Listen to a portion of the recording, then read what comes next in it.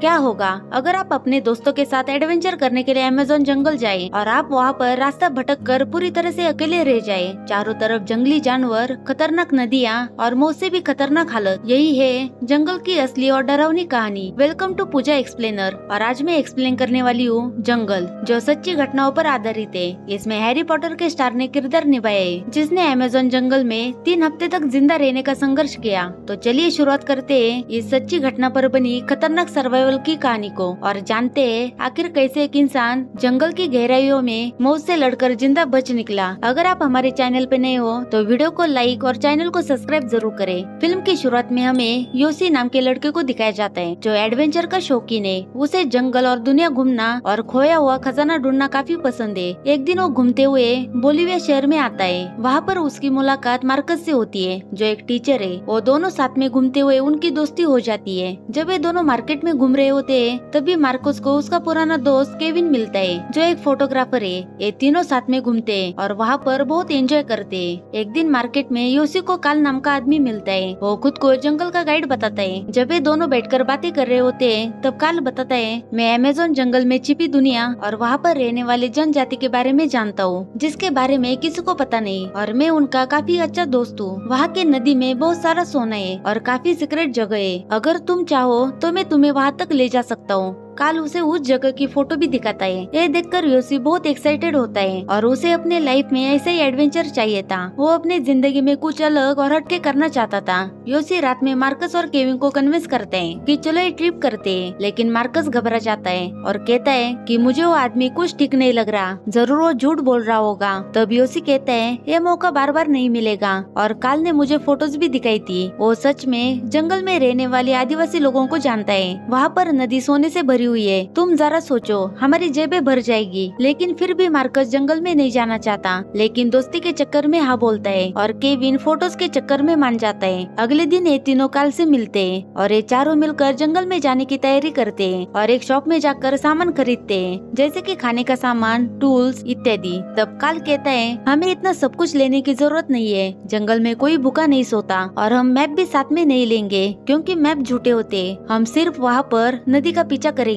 जंगल में नदी ही हमारी अच्छी दोस्त होती है और मैं सब जानता हूँ। तुम लोग बस मेरे पीछे चलो। अब ये तीनों अपनी घड़ी, मोबाइल और सारा सामान छोड़कर जंगल की तरफ निकल पड़ते हैं। शुरुआत में सबको बहुत मजा आता है। हरा भरा जंगल, नदी और पंछी देखकर सबकी एक्साइटमेंट बढ़ जाती है। पूरा दिन चलने के बाद रात बिताने के लिए वो एक जगह पर कैंप लगाकर रुक जाते हैं। वहाँ पर काल सबको बताता है कि जिन आदिवासी लोगों को हम मिलने वाले हैं, उन्हें देखकर लगता है कि वो लोग हमसे हजारों साल पीछे हैं, लेकिन ऐसा है नहीं। वो लोग हमसे बहुत आगे और स्मार्ट है। जो हमारे पास है वो उन्हें नहीं चाहिए। वो हमसे काफी तेज है और वो सच में आजाद है। जब वे सारे सो जाते हैं, तब उनका सामना मच्छरों से और जहरीले कीड़ों से होता है और मार्कस रात भर सो नहीं पाता। अगले दिन ये चारों आगे बढ़ते हैं, लेकिन तभी अचानक से बारिश होने लगती है और फिर से उन्हें रुकना पड़ता है। धीरे धीरे मुसीबतें शुरू हो जाती है। सारे परेशान होकर जंगल में आगे बढ़ने लगते हैं और ये चारों एक गांव में पहुंच जाते हैं, जहाँ के लोग बहुत सीधे साधे होते हैं। ये तीनों यहाँ आकर काफी खुश हो जाते हैं। वो लोग काफी अलग तरह से रहते हैं। ये तीनों यहीं पर रात बिताते हैं। अगली सुबह वो नदी से आगे बढ़ते हैं। काल योसी को नदी में एक सोने का टुकड़ा भी दिखाता है, जिससे उन्हें लगता है कि काल सब कुछ सच कह रहा था। अब ये जंगल से होते हुए आगे बढ़ते हैं, लेकिन इन्हें नहीं पता होता कि उनका ये सफर खतरनाक होने वाला है, क्योंकि उन्हें जिस जगह पर पहुंचना था वो 3-4 दिनों की दूरी पर है। वही मार्कस काफी थका हुआ था और उसके पैरों में छाले पड़ गए थे। वो ठीक से चल भी नहीं पाता, इसलिए वो सभी एक जगह पर रुक जाते हैं। काल उन्हें कहता है कि आप तीनों यहीं पर रुक जाओ, मैं अकेला आगे जाता हूँ और उन आदिवासियों को लेकर यहाँ पर आता हूँ और तब हम उनके साथ आगे जाएंगे। तब केविन कहता है, हम तुम्हारे बिना यहाँ पर नहीं रह सकते, लेकिन अब किसी के पास रास्ता नहीं होता। तब केविन कहता है, हम एक नाव बनाकर नदी के रास्ते से आगे जाएंगे, जिससे हम जल्दी पहुंच सकते हैं। लेकिन काल कहता है, नदी का रास्ता आसान नहीं है। लेकिन केविन कहता है, हम जा सकते हैं या नहीं, सिर्फ इतना बताओ। तब काल कहता है, हाँ हम जा सकते हैं। अब ये चारों मिलकर लकड़ियाँ तोड़कर नाव बनाते हैं और अपना सारा सामान नाव के ऊपर बांधकर आगे का सफर तय करते हैं। पहले तो उन्हें काफी मजा आने लगता है, लेकिन तभी अचानक से नदी का बहाव तेज होने लगता है और उनसे नाव कंट्रोल नहीं होती। यहाँ से उनके बीच तनाव बढ़ने लगता लगता है। केविन और काल के बीच झगड़ा होने लगता है, लेकिन योसी उन्हें शांत करता है और वो उस नाव को एक जगह पर रोक देते हैं। अब मार्कस, जो फिजिकली कमजोर होता है और नाव पर आगे का सफर तय नहीं कर सकता, उसके पैर के छाले और घाव बढ़ चुके हैं। काल का कहना था कि वो मार्कस के साथ जंगल के रास्ते से आगे जाएंगे, क्योंकि मार्कस नाव पर टिक नहीं पाएगा। योसी और केविन चाहते थे कि नाव से जाना ज्यादा सेफ और फास्ट होगा। इस वजह से ग्रुप दो हिस्सों में बढ़ जाता है। काल और मार्कस जंगल के रास्ते से आगे बढ़ते हैं और योसी और केविन नाव लेकर नदी के रास्ते से आगे बढ़ने लगते हैं। यहाँ पर केविन को लगता है कि काल को शायद तैरना नहीं आता, इसलिए वो नाव का सफर तय नहीं करना चाहता। साथ ही केविन को काल पर शक होने लगता है कि काल जंगल के बारे में कुछ नहीं जानता। अब ये दोनों नदी के रास्ते से आगे बढ़ रहे थे। कभी नदी का पानी शांत होता तो कभी पानी का बहाव तेज होने लगता, लेकिन एक जगह पर नदी का फ्लो इतना तेज हो जाता है कि इनकी नाव एक बड़े पत्थर से टकरा जाती है और नाव हिलने लगती है। और अगर नाव आगे चली गई तो इन दोनों का बचना नामुमकिन होगा। तब केविन कहता है कि मैं तैरकर किनारे पर जाता हूँ और मैं जल्दी तुम्हें बाहर खींच लूंगा। और केविन किसी तरह से किनारे तक पहुँच जाता है। वो योसी को भी बाहर खींचना चाहता है, लेकिन तभी योसी पानी में गिर जाता है। पानी का बहाव इतना तेज होता है कि योसी नदी में बहते हुए केविन से बहुत दूर चला जाता है। योसी को ये भी पता नहीं था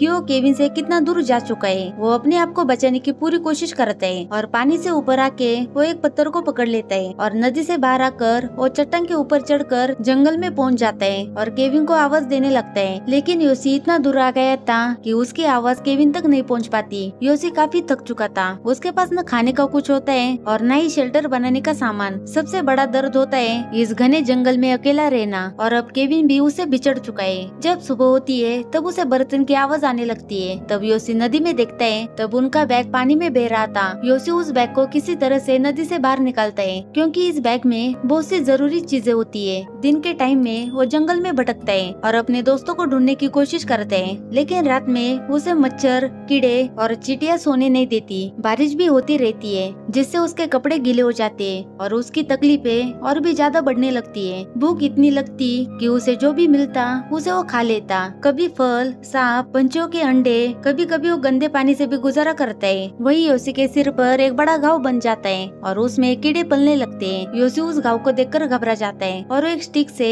उन कीड़ों को निकालने लगता है। ये मूवमेंट बहुत पेनफुल होता है, लेकिन योसी अपनी हिम्मत नहीं छोड़ता। अकेलापन और कमजोरी की वजह से उसे भ्रम होने लगता है। रात में उसे मार्कस दिखता है, लेकिन जब वो टॉर्च लगाकर देखता है तो मार्कस वहाँ पर नहीं होता। उसके पैरों में छाले पड़ जाते हैं और उसे बहुत दर्द होने लगता है। वो रोने लगता है और अपने दोस्तों को याद करता है। बारिश की वजह से भी वो काफी परेशान हो जाते हैं। जब अगली सुबह जंगल का सफर तय कर रहा होता है, तभी उसे रास्ते में जूते का निशान दिखाई देता है, जिससे वो खुश हो जाता है। उसे लगता है कि केविन यही उसके आसपास होगा। वो केविन को आवाज भी लगाता है, लेकिन बाद में वो देखता है कि सामने अंडे के छिलके होते हैं। ये वही अंडे होते हैं जो एक दिन उसने खाया था, यानी कि वो उसी जगह पर गोल गोल घूम रहा होता है, जिससे वो हताश हो जाता है और जोर से चिल्लाने लगता है। लेकिन वो हार नहीं मानता। वो फिर से जंगल के रास्ते से आगे बढ़ने लगता है। वही एक दिन दो लोगों को नदी के किनारे केविन बेहोशी की हालत में मिलता है। वो उसे नाव में डालकर अपने साथ ले जाते हैं। वो उसे अपने गांव में लेके आते हैं और उसका इलाज करते हैं। जिसके बाद केविन उस गांव के ऑफिसर से मिलता है और उन्हें योसी के बारे में बताता है। वो योसी को बचाने के लिए उनसे विनती करते हैं। तब कैप्टन और केविन हेलीकॉप्टर की मदद से योसी को ढूंढने की कोशिश करते हैं, लेकिन इतने घने जंगल में योसी उन्हें दिखाई नहीं देता।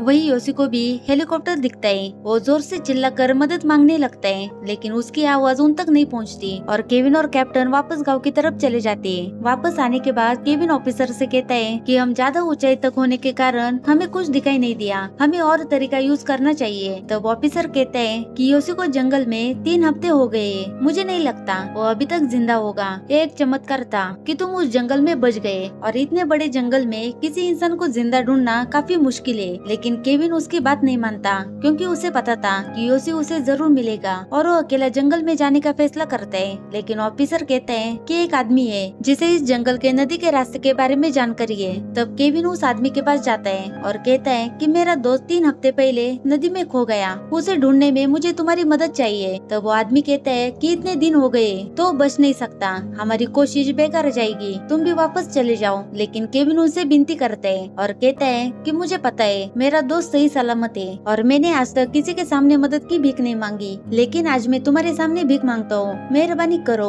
और मेरे साथ चलो। अब वो आदमी और केविन योसी को ढूंढने के लिए नदी के रास्ते से चले जाते हैं। वही योसी की हालत काफी खराब होने लगती है। उसका उसका मानसिक संतुलन पूरी तरह से बिगड़ने लगता है। तभी योशी को एक आदिवासी लड़की दिखाई देती है जो काफी घबराई हुई थी। वो योशी को देखकर भागने लगती है, लेकिन योशी उसे समझाता है और कहता है मैं तुम्हें कोई नुकसान नहीं पहुंचाने वाला, दरअसल मैं इस जंगल में खो गया हूँ। योशी उसे देखकर खुश हो जाता है। उसे लगता है कि शायद उसे अब अकेला स्ट्रगल नहीं करना पड़ेगा, कोई उसका साथ देने के लिए है। वो उसे लेकर एक जगह पर रुकता है। वो उस लड़की को खाना ढूंढकर देता है। वो उससे काफी बातें करने लगता है और अपने बारे में बताने लगता है। वो उसे सोने के लिए मच्छरदानी भी देता है और खुद ऐसा ही सो जाता है। अगली सुबह वो दोनों अपना सफर शुरू करते हैं। योशी के पैरों में काफी दर्द होने लगता है, लेकिन फिर भी वो अपने आप को संभालता है। वो उस लड़की के साथ भूखा चल रहा होता है। जब दोनों रात में सो जाते हैं तब योशी उस लड़की को अपने पास सुलाता है, लेकिन जब वो जागता है तब वहाँ पर लड़की है ही नहीं थी। ये सब योशी का भ्रम था। भूख और कमजोरी की वजह से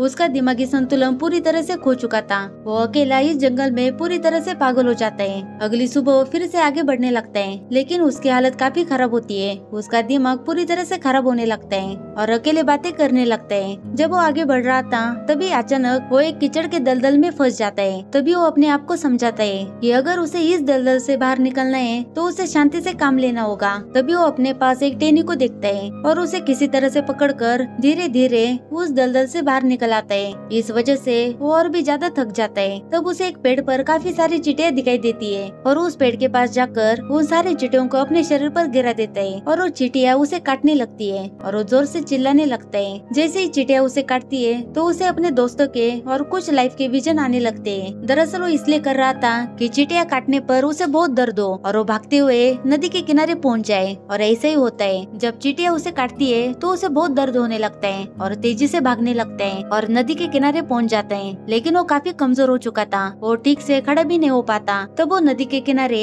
लकड़ी से एक साइन बनाता है ताकि यहाँ पर कोई आए तो उन्हें पता चल सके कि इस जगह पर किसी को मदद की जरूरत है। तभी उसे वहाँ पर एक कछुआ दिखाई देता है जिसे मारने के लिए योशी पत्थर उठाता है ताकि उसे खाकर उसे एनर्जी मिल सके। लेकिन काफी सोचने के बाद वो उसे नहीं खाता और उसे जाने देता है। अब उसे लगता है कि उसके बचने की कोई उम्मीद नहीं है और वो उसी जगह पर पेड़ के नीचे सो जाता है। अगली सुबह केविन उस जगह पर पहुंच जाता है जहाँ योशी सो रहा होता है, लेकिन उसकी नजर उस साइन पर नहीं जाती और उसके पैरों से वो साइन भी बिगड़ जाता है। जो आदमी उसके साथ आया था वो केविन को कहता है कि हम इसे आगे नहीं जा सकते क्योंकि पानी का बहाव काफी तेज है। अब केविन भी समझ जाता है कि उसका दोस्त अब इस दुनिया में नहीं रहा और वो निराश होकर वापस जाने लगते हैं। तभी उनकी आवाज सुनकर योशी जाग जाता है, लेकिन उसमें इतनी ताकत नहीं होती कि वो भागकर उन्हें आवाज देकर रोक सके और उसकी आंखों के सामने उसकी आखिरी उम्मीद भी खत्म हो जाती है। लेकिन तभी केविन की नजर योशी पर जाती है। उसे देखकर केविन जोर से चिल्लाता है और बोट वापस घुमाने के लिए कहता है। योशी को जिंदा देखकर केविन काफी खुश हो जाता है और उसके पास जाकर उसे जोर से गले लगाता है। अब केविन उसे लेकर गाँव में पहुँच जाता है। गाँव वाले लोग उसे जिंदा देखकर हैरान हो जाते हैं और उसका इलाज करते हैं। मूवी के एंड में हमें दिखाया जाता है कि योशी और केविन ने मार्कस और काल को ढूंढने के लिए वापस बोलिविया शहर में पहुंच गए, लेकिन वहां पर उन्हें पता चला कि वे कभी पहुंच ही नहीं पाए। केविन कई हफ्तों तक उन्हें ढूंढता रहा, लेकिन उनके बारे में कुछ पता नहीं चला। फिर बाद में पता चला कि काले आदमी झूठा था। पहले भी उसने कई लोगों को ट्रैक पर ले जा चुका है और जैसे कि काल ने कहा था